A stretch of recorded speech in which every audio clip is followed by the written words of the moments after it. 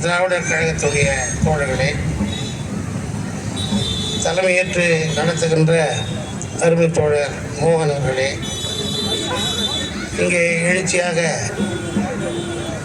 50-60 ஆண்டுகளுக்கு மேல் பாடி வருகின்ற தாஞ்சி கலைக்கவுடைய தோழர்கள், மூத்த தோழர் உலகவழி அருமை தோழர் சம்பத்குமார் அவர்களே,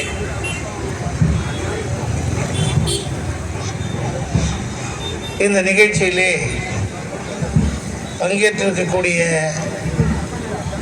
தோழமை இயக்கத்தின் தலைவர்களே, தோழர்களே, இங்கே நிறைவாக பேச இருக்கின்ற திராவிடர் கழகத்தின் பேச்சாளரும் இந்த சமுதாயத்தில்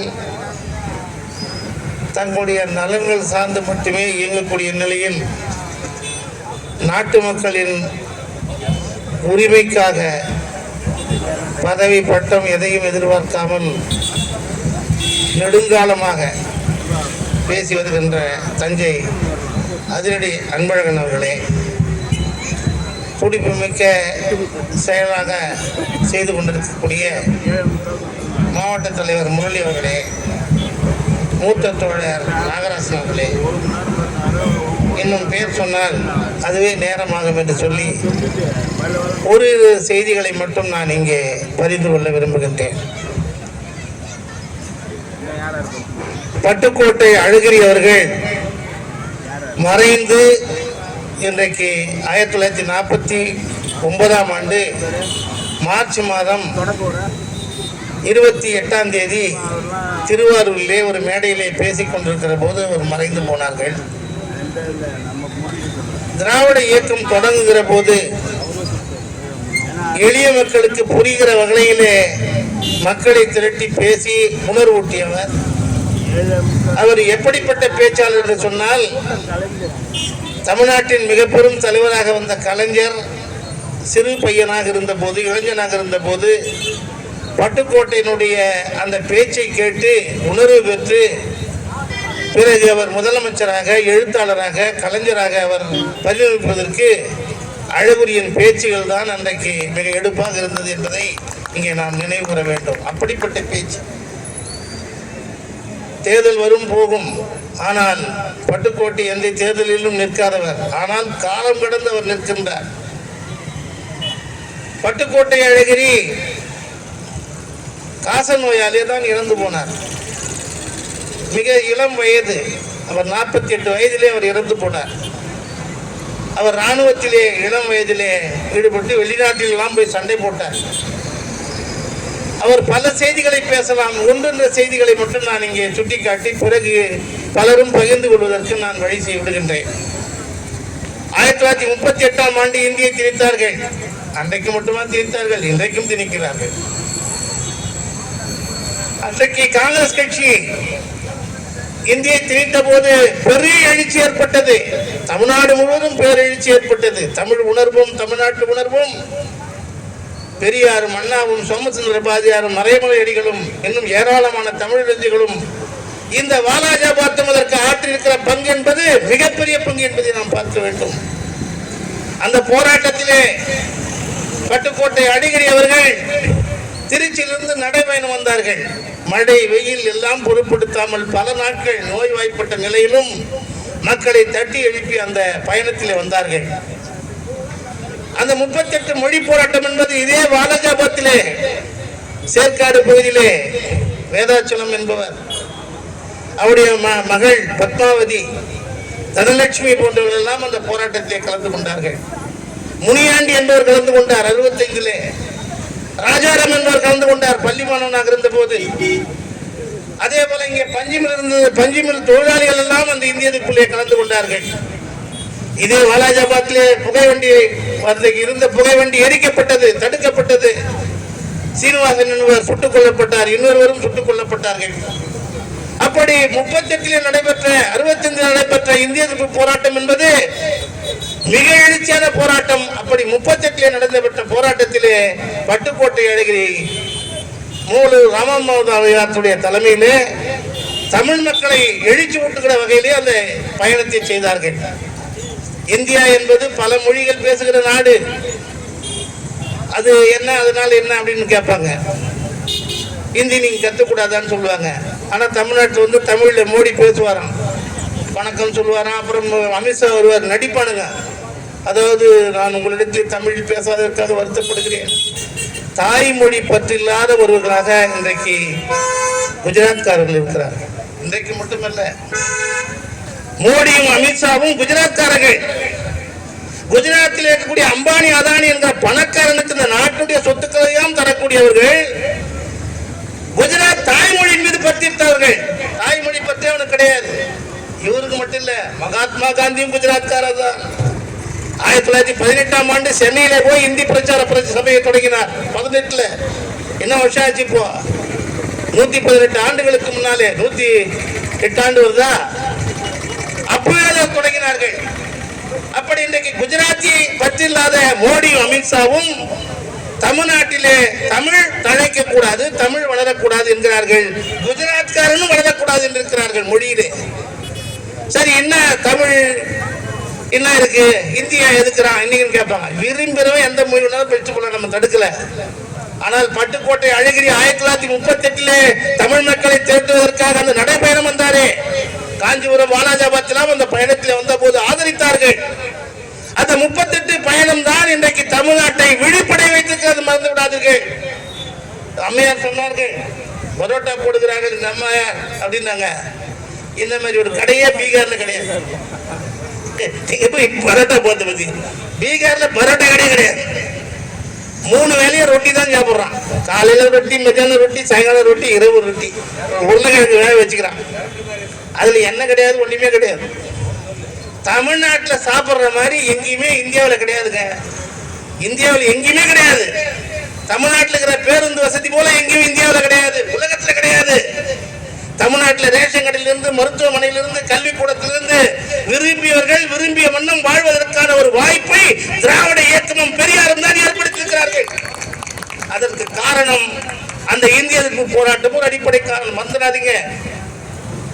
இந்திய எதிர்த்ததனால் தான் இன்னைக்கு தமிழ்நாட்டிலே தமிழ் நடிகர்கள் எல்லாம் கதாநாயகன் இருக்கிறான்.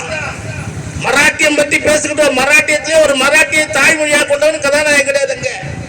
ஆனா தமிழ்நாட்டில் பல பேர் கதாநாயகனாக இருக்கிறார்கள். அசாம்ல கிடையாது, பீகார்ல கிடையாது, அந்தந்த மாநிலத்துக்காரன் கிடையாதுங்க. இன்னைக்கு தமிழ்நாட்டிலே எல்லா தெருக்களிலும் கடைகள் இருக்கின்றன, வணிக நிறுவனம் இருக்கின்றன, அரசு அலுவலகங்களிலே தமிழ்நாட்டுக்காரன் வேலை செய்கின்றான். ஆனால் வடநாட்டில் இப்படி கிடையாது. நானும் தோழர் பாசறை சொல்றாஜி, பழனி போன்றவர்கள் எல்லாம் வடநாட்டுக்கு போனோம். பீகாரில் தலைநகரம் பாட்னா. நம்ம ஊர் வாலாஜாபாத் ஜங்ஷன் கூட எவ்வளவு அழகா இருக்குது, எவ்வளவு பளிச்சு இருக்குது, எவ்வளவு வெளிச்சம் இருக்குது. ஒரு கடைகளை எவ்வளவு அழகா இருக்குது, ஒரு கடைகள் எவ்வளவு தெளிவா இருக்குது. கசமால அப்படியே இல்லைங்க, அவனுக்கு வளரவே இல்லை. அவன் வந்து நமக்கு அறிவுரை சொல்றான், நீங்களாம் வந்து பீகார் மாதிரி வடநாடு மாதிரி மாத்தி எங்களை மாதிரி சாப்பிட்றதுக்கு உங்களுக்கு ஒத்து கிடையாதா, எங்களை மாதிரி கடல் நடத்துக்கு ஒத்து கிடையாதா. அங்க ஒரு போக்குவரத்து காவலரை பார்த்தோம். என்ன பார்த்தாருன்னா, மொத்தமா மொண்டையை வகிச்சுங்கிறான், அரை முழத்துக்கு குடிமை வச்சுக்கிறான். அவரு போக்குவரத்து காவலர். நான் சவால் விட்டு கேட்கிறேன், தமிழ்நாட்டில் அப்படி ஒரு காவலனை காட்ட முடியுமா? வடநாட்டிலே ஹோட்டல் வச்சுக்கிறோம் பார்ப்பான், அந்த டிராபிக் போலீஸாகவும் பார்ப்பான். ஆனால் தமிழ்நாட்டிலே எல்லா ஜாதிக்காரனும் எல்லா வேலையிலும் இன்றைக்கு இருக்கிறார்கள்.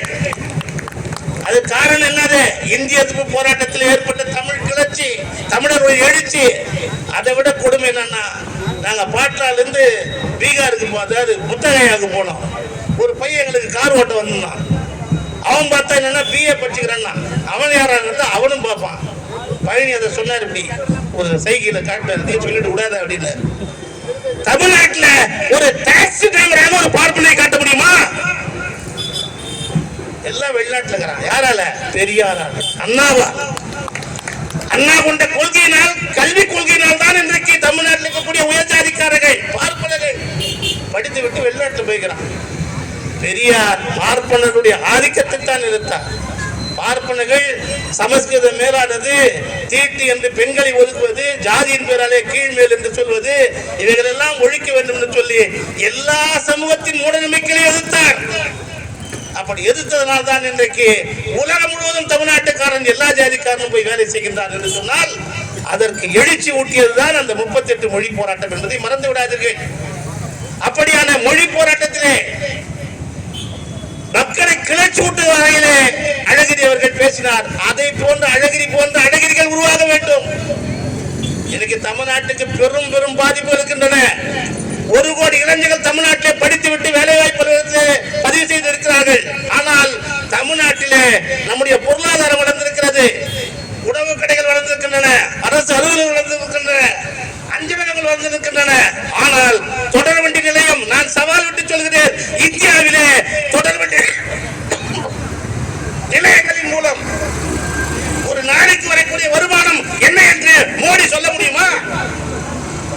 மோடி உண்மையிலே நேர்மையானவராக நாணயம் உள்ளவராக இங்க இருக்கிற பாஜக கேட்கிறேன். இந்தியா முழுவதும் தொடர் வண்டிகள் ஓடுகின்றன. அப்படி ஓடுகின்ற வருமானத்திலே தமிழ்நாட்டை போல வருமானம் தருகிறக்கூடிய அளவுக்கு தொடர் வண்டி துறையிலே உங்களுக்கு வளர்த்திருக்கீங்களா? ஒரு மயிலும் கிடையாது, ஒண்ணுமே கிடையாது. வடநாட்டில் எவனும் காசு கொடுத்து ரயில்ல போறது கிடையாது, காசு கொடுத்து ரயில்ல போறது கிடையாது. ஆனால் தமிழ்நாட்டிலே காஞ்சிபுரத்திலிருந்து காலையிலே 3 வண்டிகள் போகின்றன, விரைவு வண்டிகள். 5000 பேர் 6000 பேர் போறான். அதுல சரிபாதி பெண்கள். அத்தனை பேரும் அரசு அலுவலகத்திலே தலைமைச் செயலகத்தில் வேலை செய்கிறார்கள். யாரால? தமிழ்நாட்டின் ஆட்சி முறை பெரியாராலே, கலைஞராலே, இன்னைக்கு ஸ்டாலின் அவர்களாலே. இது போன்ற வடநாட்டிலே எல்லா கட்சிக்காரங்க வேலை கொடுக்கிறாரா? எல்லா ஜாதிக்காரங்க வேலை கொடுத்துருக்கானா? ஐஐடி என்று சொல்கின்றார்கள். அந்த ஐஐடியில, சென்னை ஐஐடியில எல்லா ஜாதிகளுக்கும் இடஒதுக்கீடு வேலை தரப்படுகிறதா? கான்பூரிலே, அசாமிலே இன்னும் பல்வேறு ஐஐடிகள் இருக்கின்றன. அந்த இடங்கள் எல்லாம் பிசிக்கும் எஸ்சிக்கு வேலை கொடுக்கறதில்ல. பாப்பான் தான் வேலை செய்யறான். ஆனால் இந்துக்களே வாருங்க. எதுக்குன்னா சண்டை போறதுக்கு, கலவரம் பண்றதுக்கு, குடும்பம் குட்டிச்சோரா போறதுக்கு தான் இந்துக்களே வாருவோம். ஆனால் வேலைக்கு போனா எஸ்சி பிசி வேலை தரத்தில்லை. அதை மட்டும் இல்லாமல் இந்த ஒரு செய்தியை நான் உங்களுக்கு சுட்டிக்காட்ட விரும்புகின்றேன். தமிழ்நாட்டில் வங்கிகள் இருக்கின்றன. வங்கியில பார்த்தா இந்திக்காரனுக்கு வேலை. ஏண்டா கசமாலம், உன் ஊர்ல அவனுக்கு வேலை கூடண்டா. ஏய் மோடி, பிஜேபி கட்சியே, உன் ஊர்ல வேலை கூட அவனுக்கு. தமிழ்நாட்டில் நாங்க எங்க காசை போட்டு நாள்தோறும் வங்கியில பணம் கட்டினா, வங்கிகளை அதிகமாக பல்வேறு வங்கிகளை நடத்தினா, அந்த வங்கியில தமிழ்நாட்டுக்காரனுக்கு வேலை தரத்துக்கு வக்கு இல்ல, அவனுக்கு இந்திக்காரனுக்கு வேலை தர. தமிழ்நாட்டில் ஓடுகின்ற தொடர் வண்டி நிலையங்கள்ல பாத்தீங்கன்னா பிளாட்ஃபார்ம்ல இருக்கிற ஆண் பெண் காவலர்கள் தமிழ்நாட்டில் ஆயிரக்கணக்கான பேர் வடநாட்டுக்காரருக்கு வேலை கொடுக்குற, என் ஊருக்காருக்கு வேலை கொடுக்குற. அதே போல அஞ்சலகம் இருக்கிறது. அஞ்சலகத்தில் தமிழ்நாட்டுக்காரருக்கு வேலை இல்லை. இந்தி எழுதுற சிவா திலீபன் ஒரு தம்பி ரயில் முன் பாய்ந்து இந்திய எதிர்ப்பை கண்டித்து இறந்து போனார். இன்றைக்கு மட்டுமா நாங்கள் இறந்து போறோம்? எங்களை கொலை செய்வதே உங்கள் நோக்கமாக வைத்திருக்கிறீர்கள். இந்தியாவில இந்தி எவனுக்குமே தாய்மொழி கிடையாது. அது வெள்ளக்கார உருவாக்குற மொழி. அது 200 வருஷத்து மொழிகள் இந்தி மொழி. இந்தி ஊபிக்காரனுக்கு தாய்மொழி கிடையாது, பீகார்காரனுக்கு தாய்மொழி கிடையாது, எவனுக்குமே தாய்மொழி கிடையாது. அது இந்தியாவை ஏமாற்றுகிற கொள்ளைக்காரனுடைய மொழியாக இந்தி இருக்கிறது. அந்த இந்தியை எதிர்த்து பெரும் பயணம் அன்றைக்கு அழகிரி செய்தார் என்று சொன்னேன். நடராசன் தாளமுத்து சிறையிலே மாண்டு போனார்கள். 65 ஏராளமானவர்கள் இறந்து போனார்கள். இப்படி தொடர்ந்து இந்தியை திணித்து தமிழ்நாட்டு மக்களை வதைக்கக்கூடிய மோடி ஆட்சி இந்தியை மட்டும் திணிக்கவில்லை. இந்தியின் பேராலே இந்தி வடநாட்டுக்காரரை திணித்து தமிழ்நாட்டு இளைஞருடைய வேலை வாய்ப்பை பறிக்கிறது, வேலை வாய்ப்பை பறிக்கிறது. அது மட்டுமல்லாமல் கடைசியாக ஒரு செய்தி நான் சொல்ல விரும்புகின்றேன். பெரியாரும் பட்டுக்கோட்டை அழகிரியும் ஏதோ மைக்கு கட்சி ஒலிபெருக்கில் பேசவும் கிடையாது. ஒலிபெருக்கி இல்லாத காலத்திலே, விளக்குகள் இல்லாத காலத்திலே மணிக்கணக்காக மக்களை திரட்டி பேசியவர்கள், உண்மைகளை பேசியவர்கள். அவளுக்கு செருப்பு மாலை வீசப்பட்டது, கல்லடி வீசப்பட்டது. அப்படியெல்லாம் பாடுபட்டுதான் இன்றைக்கு தமிழ்நாடு வளர்ந்திருக்கிறது. இதை தமிழ்நாட்டு இளைஞர்கள் புரிந்து கொள்ள வேண்டும். தற்கொலை பயல்கள், விசிலட்சாங் குஞ்சுகள், அரசியலே தெரியாத அரைநாக்காட்டு பயல்கள், இவர்களெல்லாம் இந்த வரலாற்றை படிக்க வேண்டும். அழகிரியை படிக்கணும். இந்த தாவேக்கான ஒரு கூட்டம் அழகிரியை படிக்கணும். இந்த நாம் தமிழுங்கிறான். தமிழரா அவர் இவரான்னு. அழகிரி பிறப்பால் தமிழ் கிடையாது, அவர் கூட்டு தாய்மொழி வேறதான். ஆனால் அழகிரியை போல தமிழை காப்பதற்காக போராடியவன் வாழ்ந்தவன் எவனாவது உண்டா? கிடையாது. அப்படி அழகிரி தன் வாழ்நாள் முழுவதும் தமிழ்நாடு வாழ்வதற்காக பாடுபட்டவர். அது மட்டுமல்ல, ஒரு திட்டத்தை பேசி கூட்டம் போட்டு தீர்மானம் போட்டு எடுத்தவர் மட்டுமல்ல, ஒரு திருமணத்துக்கு போறார். இந்த திருமணத்துல பாத்தீங்கன்னா நம்ம நாதஸ்வர கலைஞர் வந்து அப்படியே வாட்சிங்க இந்த பிபி வாசிக்கிறார். வேத்து போட்டு இந்த வெய்ய காலத்துல தொடக்கத்துக்காக ஒரு கை துண்டு போட்டு இருந்துக்கிறார். எப்படி நம்ம இந்த துண்டு எல்லாரும் போடுறோம்னா, அதுவே சுயமரியாதை இயக்கம் பெரியாருடைய உழைப்பாலே வந்தது. அழகிரி தான் அதற்கு முன்னோடியாக இருந்தார். வேறு தொடக்கத்துக்கு துண்டு போட்டதை ஆதிக்க ஜாதி விரும்பல. எப்படா துண்டு போடலாம் கீழ் ஜாதிக்காரன் தோல்ல அப்படின்ட்டு எதிர்த்து அவளை துண்டை நீக்க சொன்னாங்க. பெரியாரும் அழகிரியும் அந்த இடத்தில் நின்றார்கள். அழகிரி போய் நின்றார். துண்டை எடுக்காத, எடுத்தார்னா பெண்டு நிமித்திடும் சொல்லிட்டு துண்டை அவர் தோளிலே வைத்து வாசித்தார். அப்படி ஒடுக்கப்பட்டவன் துண்டு போடுவதற்கு, சட்டை போடுவதற்கு, கால் சட்டை போடுவதற்கு, படிப்பதற்கு, சுயமரியாதை பெறுவதற்கு தன் வாழ்நாளெல்லாம் பாடுபட்டு உழைத்த அழகிரியின் புகழ் ஓங்க வேண்டும் என்று சொன்னார். தமிழ்நாடு தலை நிமிர்ந்து தொடர்ந்து நிற்க வேண்டும் என்று சொன்னார். மதவாத சக்திகளை முறியடிப்போம், சூழ்ச்சி, வஞ்சகம், கேடுகளை கொண்டு வந்து இங்கே மோடி அவர்களும் பாஜக கூட்டம், சனாதன கூட்டம் பழையபடியே சமூகத்தை பிற்போக்காக கொண்டு வருவதற்கு பார்க்கிறார்கள். நாம் இந்த சூழ்ச்சிகளை புரிந்து கொள்ள வேண்டும். வருகின்ற தேர்தலிலே அவர்கள் எந்த முகமூடி வந்தாலும் அவர்களை வீழ்த்த வேண்டும் என்று சொல்லி வாய்ப்பளித்து நன்றி முடிக்கிறேன். நன்றி, வணக்கம். சிறப்பாக பேசிய, உடல்நிலை சளி தொல்லை இருந்தாலும் அவர் சிறப்பாக பேசிய தோழருக்கு நன்றி. அடுத்து தன்னாட்சி தமிழகம்